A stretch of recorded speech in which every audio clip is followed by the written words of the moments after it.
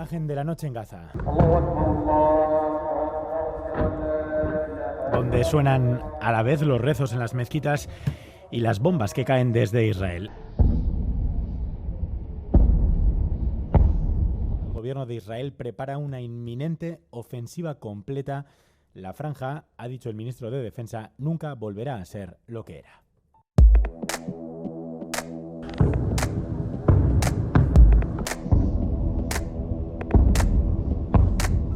Ay la la la.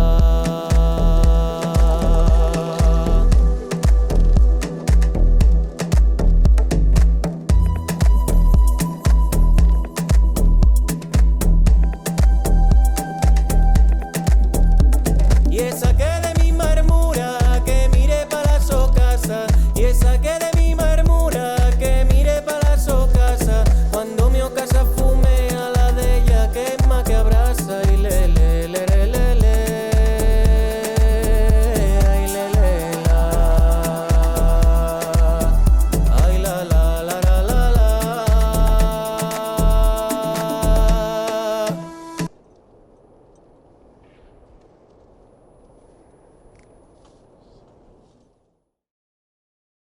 Majed Dibsi, militante del Frente Popular para la Liberación de Palestina y miembro del Departamento de Relaciones Internacionales de este frente. Bienvenido y muchas gracias por estar aquí. Gracias a vosotros. Bueno, ¿qué puedo decir para la introducción de la entrevista, no? Desde que empezó esto que han llamado guerra del Sukkot, Israel ya ha asesinado más de 4.000 palestinos, más de 1.000 niños entre ellos. Pero el contexto es importante para entender la situación, ¿no? Más allá del inmediato. Es decir, solo en 2023, para septiembre, 225 muertos ya había por parte de palestinos. Solo en mayo hubo 380 detenidos, 45 de ellos niños. En julio vimos cómo tapaban pozos de agua para dejar sin agua potable a los palestinos. Y bueno, hasta junio, desde enero a junio de este año, se les negó asistencia médica básica, poder moverse a Cisjordania desde la franja de Gaza a más de 400 niños. Así que bueno, el contexto es importante, más allá de lo inmediato, para entender la situación que estamos viviendo, y a eso va a ser esta entrevista. La primera pregunta es precisamente para el contexto de Israel, ¿no? ¿De dónde viene, de dónde surge, cómo nace? Sobre todo, ¿quién apoya la creación de este Estado? El 90% de la tierra pertenece al Fondo Nacional Judío y está prohibido vendérselo a palestinos. Más de 50 leyes, según organismos internacionales, más de 50 leyes de Israel tienen disposiciones específicas para judíos, aparte de los árabes. El sueldo medio de un judío es 60% mayor que el de un árabe. Y incluso, las propuestas desde el gobierno son de expulsión total de la población árabe, ¿no? Es decir, este Estado construido directamente en un sistema de apartheid, ¿cómo ha podido conseguir ese reconocimiento internacional? ¿Cómo se ha asentado en esta región? Y sobre todo, ¿quién ha promovido esto y quién lo ha protegido? En primer lugar, gracias por esta entrevista. En segundo lugar, siento no poderme dirigiros en euskera, tengo que hablar en castellano. Este episodio que acaba de empezar, el día 7 de este mes, evidencia la naturaleza y quienes, a grosso modo, están detrás de la creación de esta criatura llamada el Estado de Israel. Israel es una base delantera militar para controlar la suerte de una amplia zona en Oriente Medio, en donde se alberga intereses geoestratégicos y hegemónicos de Occidente. Su creador fue el imperio anglo-francés, inicialmente. Se le inventó historia. Esta historia, tierra prometida, etcétera, etcétera, para justificar la presencia. Sionismo internacional enlaza desde su creación en Basilea en 1897, crear un lugar para los judíos en el mundo, en donde los ingleses tenían el interés específico de que sea Palestina el lugar. ¿El por qué? Por lo que acabo de decir. En primero, la ruta, se aproxima la ruta a través del canal de Suez para llegar a digamos, los intereses estratégicos de Inglaterra y de Francia en el sureste asiático, acortaron la distancia. Se descubrió el petróleo en aquella época, y por lo tanto es la materia necesaria para sustituir el carbón en la industria británica y también francesa y holandesa. Y tercer lugar es el mercado. Y en cuarto lugar, mantener esta zona dividida para que no tenga que levantarse la cabeza frente a no resista a cualquier presencia político-militar e económica en la región. Y en definitiva, mantener esta zona el más largo tiempo posible en la región. Pero al mismo tiempo, desembarazarse de una cuestión que venía cociendo en Europa desde el medievo, es decir, la cuestión judía. La persecución de los judíos desde España, cuando la Inquisición, hasta la Rusia zarista, y finalmente lo del el holocausto, que ellos llaman el holocausto de los nazis durante la Segunda Guerra. Esto lo que, digamos, explica el por qué esta defensa a ultranza de este Estado. Entonces, ¿qué ocurre? Se crea las Naciones Unidas actuales como sucesora de la Sociedad de Naciones y lo primero que hacen ante el desgaste es promulgar leyes de partición de Palestina. Es que ellos empezaron con el proyecto de crear Israel en Palestina desde 1918. El 1047, que no podían continuar de una forma tan descarada, pues hicieron el plan, la resolución 181, de partir Palestina entre dos estados, uno para los judíos como hogar nacional y al mismo tiempo otro estado para los palestinos. Independientemente de justo o no justo, este término es que no es justo. Mi tierra que la repartas y le das a quienes no merecen. Para ello, para justificar, darle carta natura a esto, Israel, en lo que se llama el Estado de Israel, o el movimiento sionista, mejor dicho, inventa la historia de que era una tierra sin pueblo para un pueblo sin tierra y falsificar la historia. Es que teníamos que volver a la tierra de nuestros antepasados, etc. En el terreno social, político y tal, Israel es un estado de apartheid. Es un estado de apartheid. No hace falta que recorriera a enumerar los 50 leyes, la construcción del muro, las carreteras de circunvalación exclusiva para confiscar tierras y construir asentamientos. Todo esto forma parte del panorama de lo que es el apartheid. No hace falta, digamos, recurrir a fuentes árabes que son parte del conflicto, fuentes internacionales, nada sospechosas de ser incluso a veces cómplice de Israel, como Human Rights Watch o Amnistía Internacional. Ambas calificaron el Estado de Israel en sus demolidores informes que es un Estado de apartheid.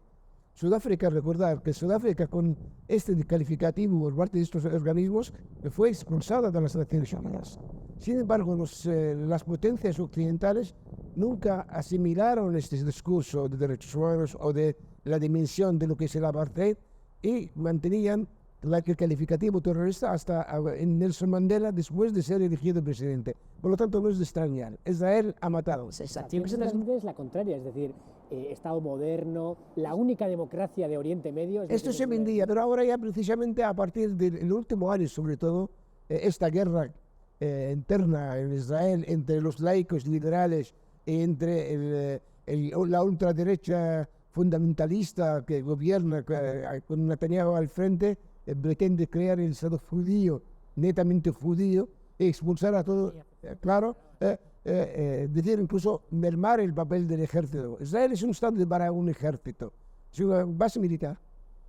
Este ejército ya empieza a ver quiebra en muchos pilotos se están rebelando, los jueces se rebelando porque querían mermar el papel de la justicia, limitar el poder ejecutivo. Y Netanyahu está, digamos, en un callejón sin salida. Sabe que es el objetivo, va a ser juzgado y por lo tanto este modelo de Estado judío no comulga con el modelo occidental de ser un Estado modélico, no hay discriminación por raza, religión, etcétera, y sexo. Ahora, el Estado judío, ¿qué significa? Significa apartar a todo aquel que no lo es. Por lo tanto, teníamos que recurrir consecuentemente a transferir a los árabes a donde sea, que vayan, como dicen ellos mismos. Ahora acaban de calificar a los palestinos de Gaza como animales con carácter humano. Y el otro ministro, más extremista, dice, todos los de Gaza son terroristas. Por lo tanto, es decir, justifica el que yo haga matanzas, haga un genocidio. Y esto, por mucho que se censure en medios de comunicación occidentales, y por mucho que intenten alterar la realidad, se concentran en acusar a Hamas responsable de matar. Inventaron el tema de asesinar a 40 niños. Acaban de matar a 2.000 y pico niños. Hay 1.000 y pico todavía bajo escombros. La inmensa mayoría de las víctimas, que son casi 5.000, son de niños y mujeres. Y por lo tanto no es verdad. Si vamos a suponer que Hamas ha matado a unos civiles, vamos a suponer que sí. ¿Cuántos? La respuesta es matar a 5.000, destruir el 60% de la infraestructura y de los edificios de Gaza. Y luego descubres, poner al descubierto su plan inicial. El plan inicial es transferir a la mayoría, vaciar de Gaza y vaciar Cisjordania y transferir a 5 millones totales hacia Jordania y hacia el Sinai. Ese es el proyecto inicial. Ellos creían en principio, antes de que fuera esto, el ataque por parte de Hamas o de la resistencia palestina, si queremos, ellos tenían este plan. La parte más moderada del gobierno, el centro derecha, decía que, bueno, que se queden trabajando pero sin derecho a voto. Eso, o sea, para las democracias occidentales se supone que no. Bueno, ni derecho a voto siquiera. Hasta ahora los palestinos del 48 participaban en las elecciones, sacaban 12, 14 diputados, pero es que su voto no sirve para nada. Y ya empiezan a darse cuenta de que no, participar es en balde, ¿no? En un Estado racista, fundamental, estructuralmente racista, no puedes hacer absolutamente nada. Entonces, ¿qué ocurre? Ocurre que el Estado de Israel estaba en un callejón sin salida. Esa es la realidad. Ahora, el derecho del pueblo palestino, por otro lado, a la resistencia es un derecho. Porque lo que pasó hace 2 años en Jerusalén, el profanar la explanada del Al-Aqsa, que los colonos, aparte que matan impunemente, matan amparados por el ejército israelí. Tienes a las declaraciones de los ministros en términos, no solo racistas, sino en términos belicistas, de hay que matar impunemente, hay que matar. El niño no es niño, hay que matarle. Si hay 172 niños en las cárceles israelíes, Israel ahora, con este episodio, acaba de detener a miles. Ahora ya son más de 10.000 los que están en la cárcel. Había casi 6.000, ahora son 10.000. ¿Y qué tiene que ver con Gaza? O sea, ¿y por qué Occidente no resalta este lado? Hay 250 rehenes, no presos, rehenes en manos de Hamas. Ahora, los 6.000, 7.000 o 8.000, entre ellos 1.500 de detención administrativa sin causa. ¿Esto qué es? ¿Dónde está la justicia internacional? A esto me refiero. Voy a preguntarte ahora por la contraparte, es decir, la resistencia palestina. Me gustaría que nos introdujeras primero, bueno, por supuesto, el FPLP, nos lo presentes. También otros conceptos que suelen estar ahí bailando, como la Organización para la Liberación Palestina, la Autoridad Palestina también que se entienda un poco, y la Fatah también, por supuesto, como gran parte de la resistencia. Y aquí quiero hacerte 2 preguntas. La primera es, el papel creciente del Islam dentro de la liberación nacional árabe en general, porque también lo vemos en Afganistán, lo hemos visto, en los 90, como los talibanes creados por la propia Estados Unidos, eso también hay que decirlo, pero bueno, han ido tomando ese discurso de la liberación nacional, ¿no? Y ahora vemos que cómo gobiernan. En los 90 también cae la URSS y la izquierda, vamos a decir, cae en un descrédito en gran parte, y en Palestina pasa lo mismo, es decir, hay pruebas de que el propio Israel y su Estado y su inteligencia participó, apoyó y financió incluso la creación de Hamas y de una parte islámica que participara o luchara por esa liberación nacional para quitarle peso precisamente a Fatah a Arafat, a la OLP, etcétera. Y bueno, en parte lo han logrado, pero bueno, también les ha salido el tiro por la culata, ¿no? Les ha ido en contra y ahora mismo Hamás es capaz de hacer pues la operación de inundación que se ha visto.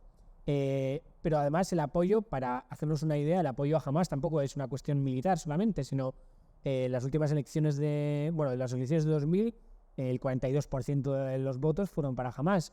Tiene escuelas, tiene formación, tiene infraestructura, se apoya en la población. Que nos expliques un poco esto. También me gustaría que nos expliques cuál es la posición del FPLP sobre Hamás, por supuesto.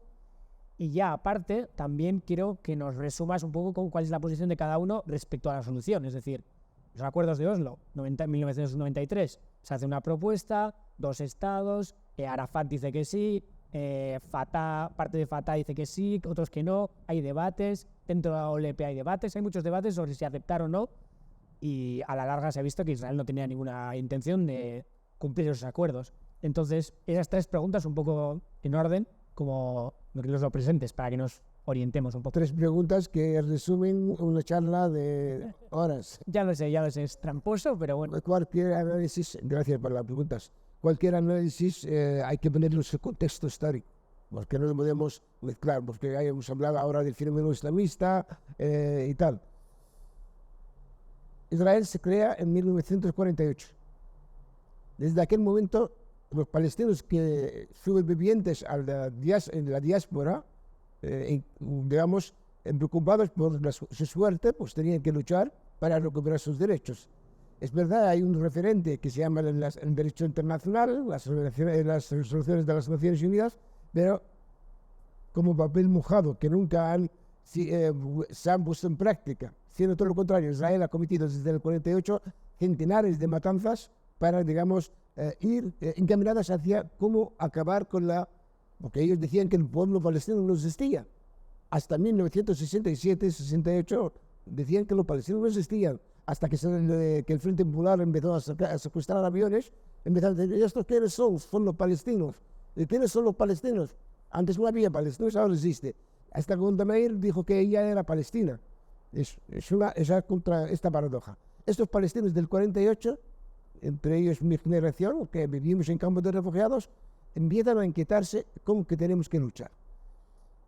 Se crearon movimientos panarabistas en aquella época, porque había ocupación que estaba a la par, no solo estaba en Palestina con toda la singularidad, sino estaba Siria ocupada, Egipto prácticamente colonizado, el Líbano colonizado, aunque había una independencia nominal, el 43 en el Líbano, en Siria, en Egipto, pero la estructura de estos regímenes oligárquicos estaban en manos de las fuerzas coloniales que manejaban el catorro de la situación. Esta es la realidad. Entonces los palestinos empezaron junto con otros pueblos árabes, como el yemení, como el sudanés, como el libio, etcétera, etcétera, a luchar para emanciparse. Se creó el movimiento nacionalista árabe y se creó el partido Baas en aquella época. Ambos grupos son laicos y dirigidos por los cristianos, dirigentes cristianos. No solo cristianos en el sentido religioso,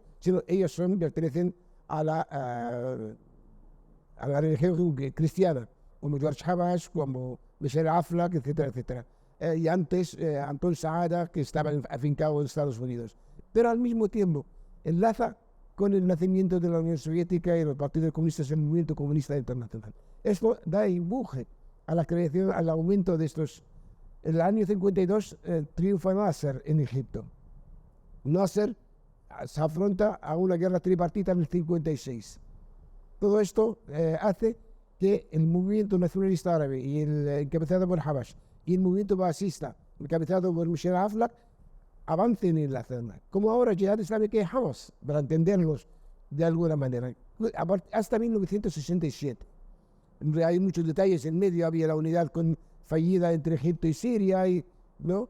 El desembarco norteamericano del 58 en el Líbano, hay 50.000 cosas. El pacto de Bagdad, como ahora el intento de hacer el pacto abrahámico con los países del Golfo. Una OTAN. Eso es. La guerra de los 6 días ha creado un vacío.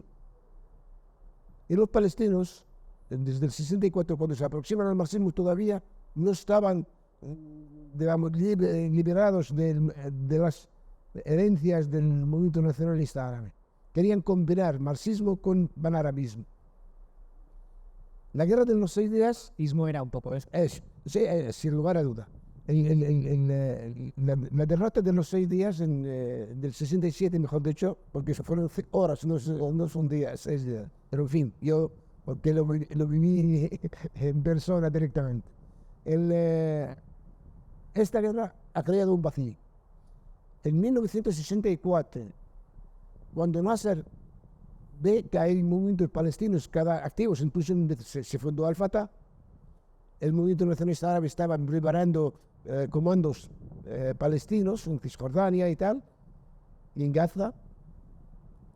Nasser era sin duda panarabista, defensor de la causa palestina, a su manera. Creía que a través del ejército y su poderío y la alianza con la Unión Soviética y demás, podría desembocar en lograr el objetivo. Entonces, ¿qué ocurre? Invita a la creación, la fundación de la OLP. La OLP se funda en el Cairo, en la primera cumbre árabe, de la Liga Árabe, y ponen a la cabeza Ahmed Shukairi. Pero en la guerra del 67, las organizaciones palestinas empiezan a adquirir protagonismo, sobre todo Al-Fatah, y en diciembre se funda el Frente Popular para la Liberación de Palestina y el Partido Socialista Laboral, el Partido del Trabajo Socialista Árabe, que es la rama de las distintas plazas del mundo árabe, el Líbano y tal. Es decir, el Frente Popular por un lado y el partido, pero también en la misma derecha. Y entonces, ¿qué ocurre? Al-Fatah entra a darle contenido a la OLP desde el lado de la resistencia. Y cuando estalla la revolución de la guerra del 64, ya lanzan el primer ataque, porque querían competir con el movimiento nacionalista árabe, evidentemente. Pero todavía no estaba clara la situación. Cuando ya la OLP se convierte en el marco que aglutina a las organizaciones palestinas encabezadas por Al-Fatah, digamos, hace un llamamiento para que había en aquel entonces cerca de 30 organizaciones pequeñas para luchar por Palestina. Entonces Al-Fatah opta por la solución de disolver todas estas organizaciones en una que se llama Al-Fatah, Movimiento de Nación Al-Fatah.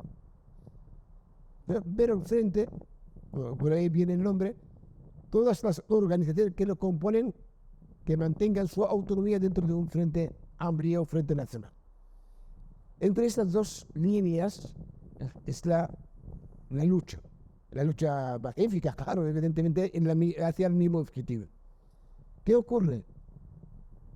El régimen oficial árabe ve peligro en lo que representa el frente, sobre todo a partir del 68, cuando ya se abre al marxismo, y ve en Al-Fatah el mal menor.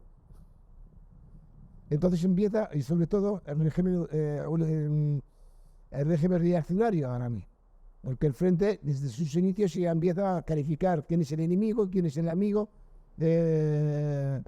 cuál es el papel de la reacción árabe.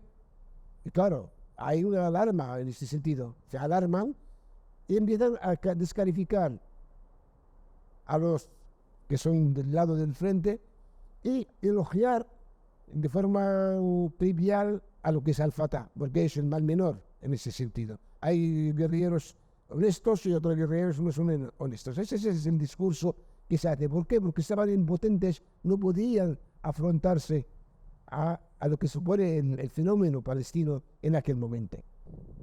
Es larga historia decir cómo han contribuido Al-Fatah y Siria en la extensión del Frente Popular y cómo salía el Frente Democrático. Es toda otra historia. Me refiero, la OLP ya está compuesta por Al-Fatah, primera organización, segunda por el Frente Popular. Y luego hay 13, 14 organizaciones después, hasta incluso entra el Partido Comunista, ahora se llama el Partido del Pueblo, y la OLP ya protagoniza todo. El 74 todo esto estamos hablando de una época de una guerra fría.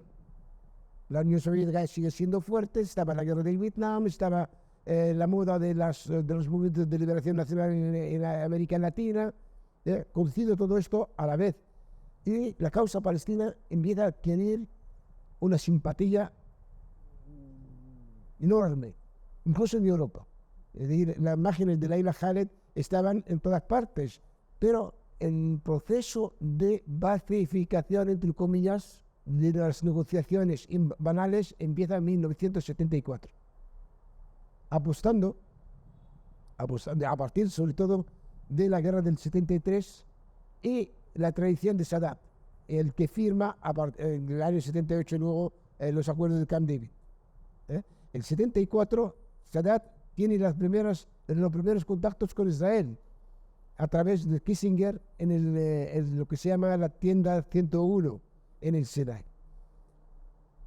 Y la OLP, encabezada por Arafat, como siempre ha sido pragmático, y amparado por la iniciativa de Brezhnev en aquel entonces, van hacia un plan que se llama el plan de los 10 puntos. El plan de los 10 puntos encamina hacia cómo solucionar el tema palestino de forma pacífica. Por aclarar, Brezhnev por parte de la Unión Soviética, y cuando dices guerra del 73, la de Yom Kippur, por si acaso, para orientar a la audiencia. Ellos nacen en la resolución 338 y tal. No tratan de los palestinos como tema de liberación nacional, sino como tema de refugiados. Habría que resolverla como tema humanitario dentro del arreglo entre los países árabes y Israel. La retirada teóricamente del Sinai, de Cisjordania, etcétera, etcétera. Pero esto no ocurre. Todo lo contrario, Israel, desde el primer momento que ocupa Cisjordania, empieza ya a colonizar el territorio y anexiona a Jerusalén en particular, porque simboliza para ellos el Estado de Israel. Y empieza poco a poco a vender que Palestina, en Cisjordania, es una tierra en disputa. Aquel territorio ya está fuera de juego. Hasta 1978, Israel lanza un ataque contra el sur del Líbano, ocupa una franja de 12 kilómetros y establece las fuerzas actuales del UNIFIL para proteger, para separar. ¿Qué ocurre en el año 78? Sadat firma los acuerdos de Camp David. Pero estamos yendo hacia la normalización, entre comillas, de relaciones del régimen oficial árabe con Israel, empezando por Egipto, que neutraliza a Egipto de la ecuación de combate frente a Israel. Esa es la primera. Queda Siria sola. La resistencia palestina desde 1971 se traslada de Jordania al Líbano y crea una realidad diferente. Hay una resistencia que enlaza con la resistencia sociopolítica libanesa y que activan la guerra civil libanesa en el 75. Estoy haciendo así de forma continua. Sí, pero si no, no es posible entenderlo, Chari. Del 75, del 76, Siria, a instancia del régimen oficial árabe, de la Liga Árabe, con la luz verde de los americanos, manda al ejército al Líbano, porque Siria tiene su defensa de sus intereses nacionales, evidentemente. Y entonces las fuerzas sirias se llaman las fuerzas de disuasión, no se llaman ejército de ocupación, fuerzas de disuasión. El año 78, el segundo paso, la firma de los acuerdos de Sadat. El año 79, contrapeso, triunfa Khomeini en Irán. Al triunfar Khomeini en Irán, reequilibra la situación. Todavía estamos en el marco de la Guerra Fría de la Unión Soviética. ¿Qué ocurre en este momento? Entonces Estados Unidos y la CIA crean fuerzas islamistas para luchar contra el régimen iraní, dentro de Irán y fuera de ella. Pero aún no estaba del todo, que está Arabia Saudí en medio. Querían activar la guerra interconfesional, si suníes y tal.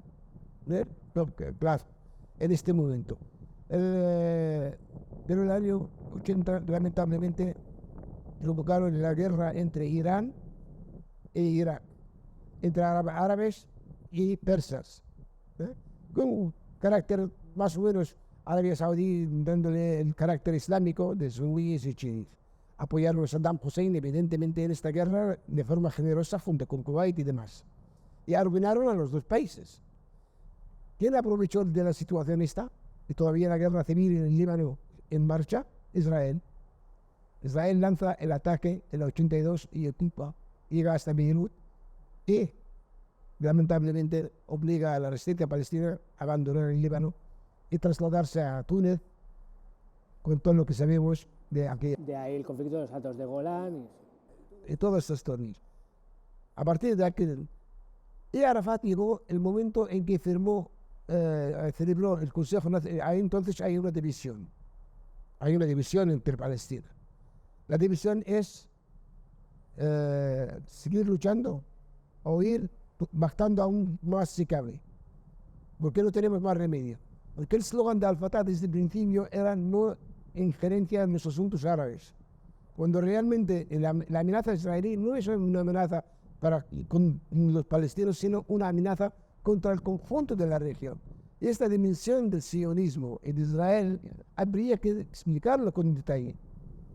No es la ocupación de Palestina como plaza, sino el cómo controlar Oriente Medio. Esto es lo que explica lo que está pasando ahora, por qué Europa y Estados Unidos se ponen. Sí, lo has dicho, es una avanzadilla de la OTAN. Este Consejo Nacional Palestino defendía el viejo proyecto de crear un Estado confederado con Jordania, etcétera, pero fracasa el año 85, el año 86. Hay un Consejo de Unidad. En el 87 prácticamente hay un alto el fuego entre Irak e Irán. La unidad palestina, la vuelta a la unidad, activa la primera intifada. El año 87, en diciembre, el 11 de diciembre. Esto objetivamente da lugar al renacimiento de la resistencia palestina de una forma fuerte, que empieza a impactar en los círculos de poder internacionales. Pero lamentablemente el año 90, el año 89, claro, en aquel año 89 estaba la guerra de Afganistán. Y Arabia Saudí con la CIA y tal crean Al-Qaeda. Y empiezan los luchadores por la libertad en Afganistán, etcétera, etcétera. Con Al-Qaeda son mujahidines. Y esto da unidad. Porque claro, el Islam chií, un Islam antiamericano, antiimperialista. Entonces habría que crear un Islam suní con fatwas norteamericano. Reactivando reticencias había que remontan a 400 años. Esa es la historieta. La religioso era secundario. Entra, claro, en la guerra de Afganistán. Entra en la Unión Soviética, en Afganistán, y hay que luchar contra el comunismo. Lamentablemente pierde la Unión Soviética y una de las consecuencias es la caída del muro de Berlín. Y en este momento Estados Unidos logra varios objetivos. El primero, se cree que ya está en condiciones para imponerse unilateralmente como potencia mundial. Para poder darle una credibilidad, celebró la conferencia de Madrid en el 91. ¿Vale? Y entonces el proceso de ir eliminando de forma soterrada a la causa palestina empieza ahí. En teoría tenía que haber Autoridad Nacional Palestina en 5 años y se crea el Estado palestino. Teoría. Eso ponía. Acta. ¿Qué es lo que ha hecho Israel? Israel nunca ha negociado con Palestina. Israel quería aprovechar, y lo dijeron tan descaradamente. Tenemos el tiempo de negociaciones banales hasta el infinito, mientras estamos sobre el terreno aplicando. Los acuerdos servían a Israel como amortiguador para poder ir anexionando territorio, persiguiendo a los palestinos, aumentando los precios, etcétera, etcétera, y que el Estado palestino, que tenía que haber nacido en el año 1999, no nació, lo cual empujó a Arafat a pensar en la segunda intifada. Pero esta segunda intifada empezó con la profanación del general Sharon, causante de las matanzas de Sabra y Shatila, en la esplanada del Aqsa. La esplanada del Aqsa le dio a Arafat activar una nueva intifada pero esta vez militar, político-militar, lo cual le causó la muerte. Le envenenaron en el año 2004. La segunda intifada continuó, pero vino también la guerra de Irak, la segunda guerra de Irak, en 2003. La guerra de Afganistán, los guardias de Estados Unidos. Y esto continuó. El fracaso estrepitoso en Afganistán, en Irak, en Kuwait, vino en medio lo que vino a llevarse la primavera árabe. La primavera árabe quería darle cobertura en la defensa, y el eslogan es defender la democracia y las libertades en el mundo árabe. Pero casualmente esta democracia y libertades faltan, o se caracteriza por su ausencia en los países republicanos, antiamericanos, pero no en Arabia Saudí ni en Marruecos. Esta es la dinámica que utilizaron. Hasta que se descubre, porque es que ahí, consecuentemente, hay oleada de violencia y de inmigración, la inmigración siria al extranjero. Mientras tanto, se aprovecha por parte de Rusia y de China para rearmarse. Bien.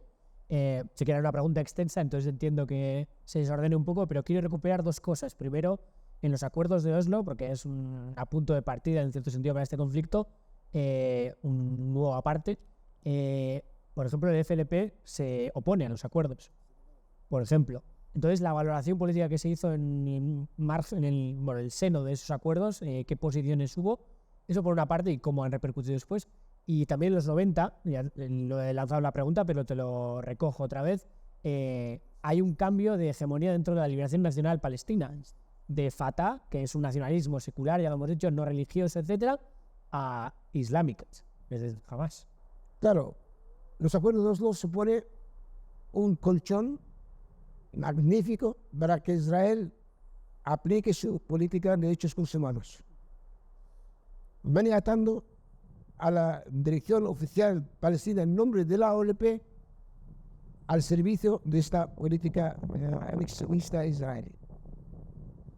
Hamas nace junto con Jihad Islámica en 1987 al son de la primera intifada.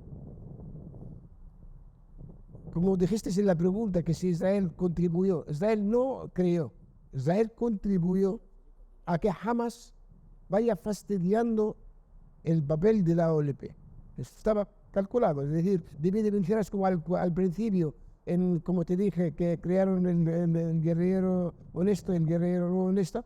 En este caso, darle a Hamas un bojón en la vista gorda para que compita con la OLP.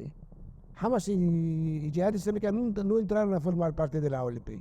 Primero, porque Al-Fatah no quería imitar la hegemonía suya. En segundo lugar, porque hay una autoridad nacional palestina atada con acuerdos después, a partir de Oslo. Por lo tanto, hay una autoridad nacional palestina, pero sí puede permitir que participen en las elecciones. Ellos no esperaban.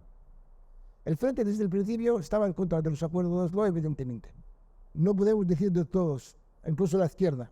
Hay grupos de la izquierda apostaban a que podían conseguir desde el punto de vista pragmático algo, pero el frente frontalmente junto con otras 13 organizaciones que están instaladas en Siria y demás contra los acuerdos de Oslo, aunque Abu Ali Mustafa regresó como derecho en el marco del regreso total a frontera. Y incluso participamos en las elecciones del 2000.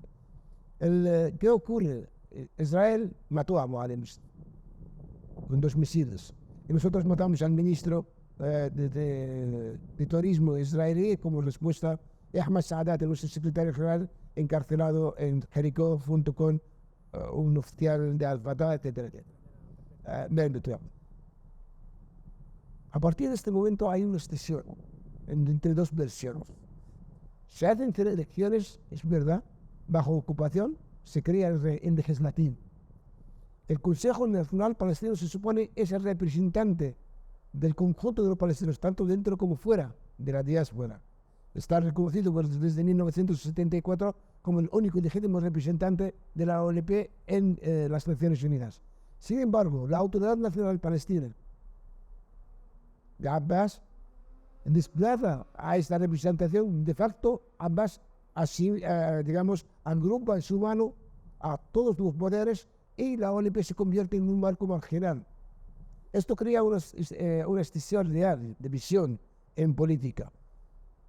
Las elecciones del 2005 da triunfo a Hamas. Y Hamas progresivamente irá formando gobierno. Desde el momento que Hamas ya desplaza a la Autoridad Nacional Palestina y tiene otra versión más panislamista que demás, los círculos de poder occidentales lo bloquean. Empiezan la asedio a Gaza desde el 2005 hasta estos días. Jihad Islámica es otro punto aparte. Jihad Islámica no participa en el juego de las elecciones. Sin embargo, la izquierda sí participó y consiguió una presentación testimonial en el Parlamento. Tres. Cierto, solo sí. Pero esto no impide que el Frente estaba totalmente en contra de los acuerdos de Oslo en todo el resultado. Y siempre estaba apegada a dos cosas. Abogaba por dos cosas.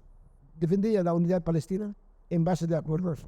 Hicieron 1 y 2 y 3 y 4 veces encuentros para este fin. Tenían la carta de los presos también para que sea la base del acuerdo. Sin embargo, los intereses creados a partir de las dos autoridades, tanto en Gaza como en Cisjordania, la cooperación de seguridad, la policía palestina se ha convertido prácticamente en centinela de los poderes israelíes que están. Esto crea mayor, digamos, divorcio entre la calle y las organizaciones encabezadas sobre todo por Al-Fatah. Ahora hay división real dentro de Al-Fatah, hay una lucha. Hay un sector burocrático que se ha beneficiado, se ha creado una corruptela inmensa, gente que se ha hecho rica en Cisjordania desde la Autoridad Nacional Palestina, hay que decirlo también. Y también en Gaza. Hamas se ha visto en que ella tiene poder y no quería oposición, quería una política determinada, que digamos, acorde a su visión. Hay miembros, cuadros políticos de Fatah que se pasan a Hamas directamente. Sí, incluso del frente, si quieres. Incluso hay gente de la ola de islamización pasó a crear esta. Pero sin embargo, Hamas ha caído en dos trampas. Una, que cuando la primavera árabe se puso del lado de los hermanos musulmanes en Siria, luchó contra el régimen sirio, lo cual creó un frente contra Irán y contra Hezbollah. Sin embargo, la cooperación estaba en marcha y hay dos sectores en Hamas. Un sector que estaba apegado a la resistencia, encabezado por el sector militar, Mohammed Deif, el que está hablando ahora y demás, y otro sector encabezado por Khalid Mash'al, el que está viviendo en Qatar y Turquía, que tenía otra línea, animada por la llegada de los islamistas al poder en Egipto y en Túnez, pero al perder Egipto y Túnez en favor del actual gobierno en Túnez y el actual gobierno de Sisi en Egipto, los hermanos, y la pérdida de la situación en Siria, no han conseguido derrocar al régimen sirio. El avance de las fuerzas de la resistencia, la potenciación de Irán, todo esto y la necesidad y el interés de Hamas con Irán y viceversa, que Irán tampoco quería una guerra entre suníes y chiíes, hace este cóctel de cooperación. Mientras tanto se preparaba lo que se estaba preparando, lo que hemos visto en este momento.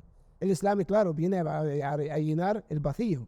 Date cuenta que ha habido enfrentamiento con Jihad Islámica desde hace 2 años y con Hamas también. El Sheikh al-Islam, cuando la profanación de Jerusalén en el año 2001, y luego en los ataques sucesivos contra Jihad Islámica. Y la unidad de la resistencia palestina, me refiero a estos días hemos visto representantes del FPLP y también de Hamas y de otros declarando conjuntamente, colaborando, etcétera.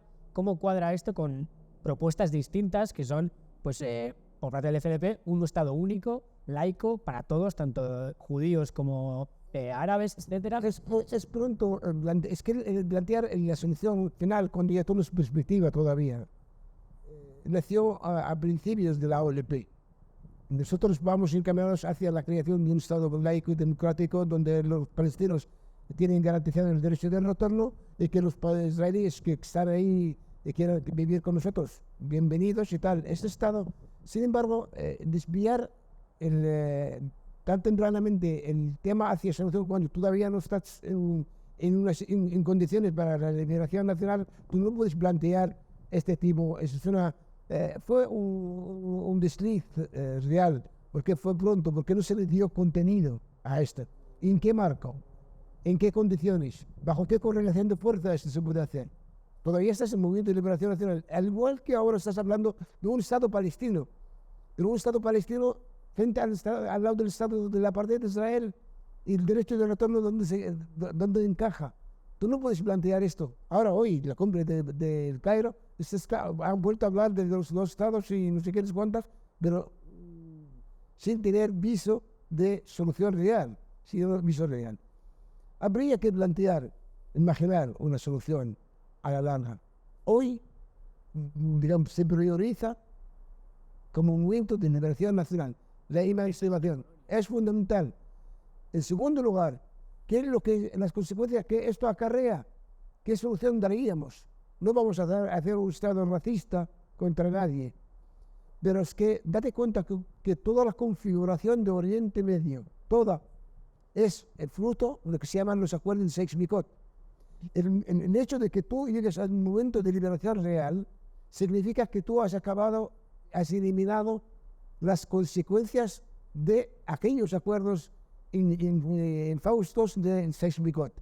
Por lo tanto, los llamados Estado-Nación podrían desaparecer también. Es fundamental.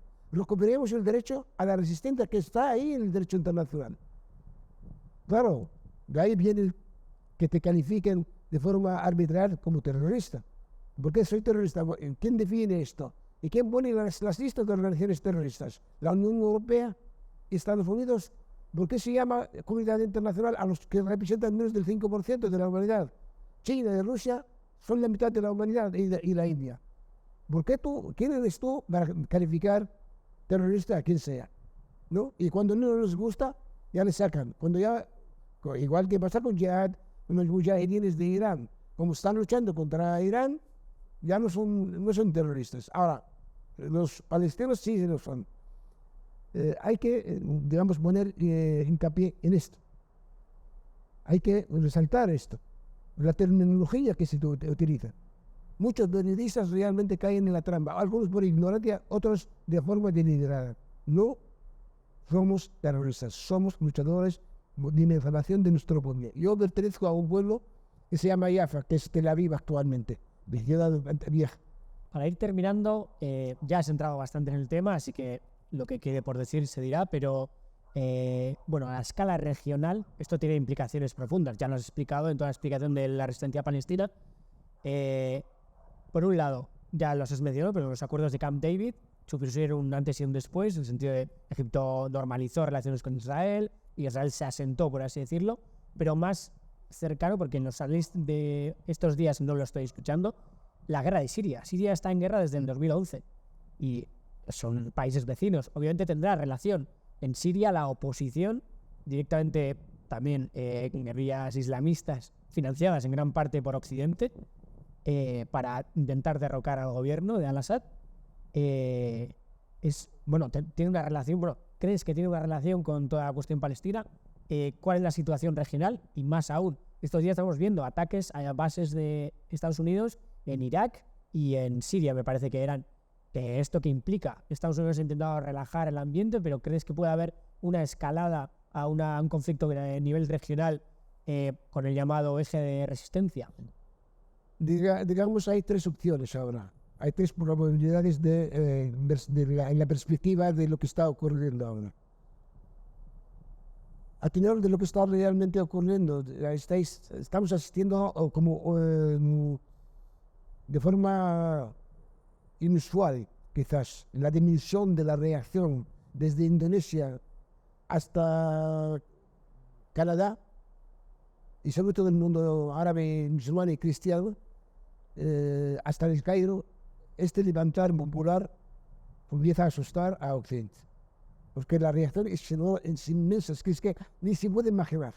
Cuando salgan 3 millones en Yemen que está bloqueado por tierra baleares desde hace 10 años, o en Egipto, que ayer salió de todas las ciudades, en Irán, en Irak y tal, aparte del enfrentamiento que hay de Hezbollah y las resistencias palestinas en el sur del Líbano frente al norte de Palestina, los yemeníes ayer en el Mar Rojo, contra las bases americanas en Siria y en Irak. Todo esto podría desembocar en dos. Si Israel se atreve a entrar en Gaza y quiere llevar a su proyecto de transferir a los palestinos, cosa que no van a poder hacer, pero suponiendo solo a base de matar, eliminar a 2 millones de personas, Que no lo descartemos, si discutimos, significa, si cambia la dinámica, hay una guerra más amplia. Y esta guerra ya se supone que entra en el eje de resistencia, tanto Hezbollah como Irán, como Yemen, como Irak, como Siria. Entran en guerra. Y estas son palabras mayores. Tendría que enfrentarse también a la OTAN, que no ocultaba su alineación con Israel. ¿La OTAN está en condiciones para entrar en una guerra de esta naturaleza? Rusia, desde el momento en que ve que Israel no solo Israel lucha cuerpo a cuerpo en Ucrania manda a 2.000 israelíes a luchar del lado de Ucrania contra Rusia, lo cual cambia la dinámica. Rusia tiene sus intereses en Siria, en Irak, en Irán, tiene pactos estratégicos con Irán, China lo mismo. Ellos son los que construyeron el acuerdo entre Arabia Saudí y la aproximación Rusia y Irán. Entonces estamos hablando de palabras mayores. Es una de las soluciones, es decir, una guerra abierta. Y si una guerra abierta... Camp David no hay más. O sea, antes de Camp David tenemos la guerra de Suez de Egipto, la guerra de los 6 días, Yom Kippur, pero después no ha habido nada parecido. Pero es que ahora ya no se puede hacer esto. El problema ahora, Estados Unidos está, después de los sucesivos fracasos desde Afganistán hasta ahora, no está en condiciones. En las crisis económicas, la situación interna, ahora hay enfrentamiento en el Ministerio de Asuntos Exteriores norteamericano, hay 400 funcionarios que están amenazando con dimitir. O sea, hay una crisis económica real en Estados Unidos. En Israel hay una quiebra económica. Ayer llegó a una quiebra. La situación no es la misma. La situación para que todo esto no están dispuestos, y además el capital es cobarde. No quiere una guerra mundial en donde desaparezca todo. Ellos entran en una guerra, quieren una guerra donde puedan ganar. Lo que está pasando en África es un ejemplo. Níger con Francia. Francia tuvo que tragarse el cebo porque ya no está en condiciones de seguir robando el uranio. Antes, solo una amenaza, tienes las tropas ¿cómo se llama? Cascos azules están, o verdes. O te financia una milicia cualquiera, lo que se cojará. Ahora ya no. El eje de resistencia y junto con la coordinación de fuerza encaminada hacia el nuevo orden internacional multipolar es la realidad. Entonces, esta primera oposición, digamos, solución descartable. Pues nada es descartable del todo, pero es descartable. Por el coste que podría suponer. La segunda solución, el alto el fuego. El alto el fuego significa levantar el embargo, negociar los presos, reconstrucción de Gaza, no aproximarse a Jerusalén, y celebrar una conferencia internacional con fechas limitadas en conseguir, de acuerdo con el derecho internacional, una solución de 2 estados. Vamos a suponer esto. ¿Es posible esta solución? ¿Israel está en condiciones para aceptar esto? Ese es el tema. La tercera resolución es que ellos entren en guerra en Afganistán, lo cual activa también el mecanismo de la presencia de enfrentamiento del eje. Y el eje con Israel. Y con el eje con Israel, te digo, no es posible ni transferir, porque se han enfrentado a rechazo por parte de Jordania y de Egipto de transferir a 2 millones a Egipto y 2,5 millones de Cisjordania a Jordania. Por lo tanto, ambos gobiernos, por eso vino el rechazo a recibir Biden en Amán. Querían celebrar un encuentro en Amán, de alguna forma para rematar aquel proceso de normalización, entre comillas, con los países del Golfo, el acuerdo de Arabia Saudí con Israel, que la causa palestina ya les repartimos entre 50.000 sitios. Ese proyecto ya se acabó. Una cuestión humanitaria. Se acabó, porque no tienen otra solución. La única solución probable es esta. Ahora, claro, Israel ha recibido un golpe estratégico. Lo que acaba de hacer Hamas en el día 7, con ella el Frente y Jihad Islámica, no es un golpe cualquiera.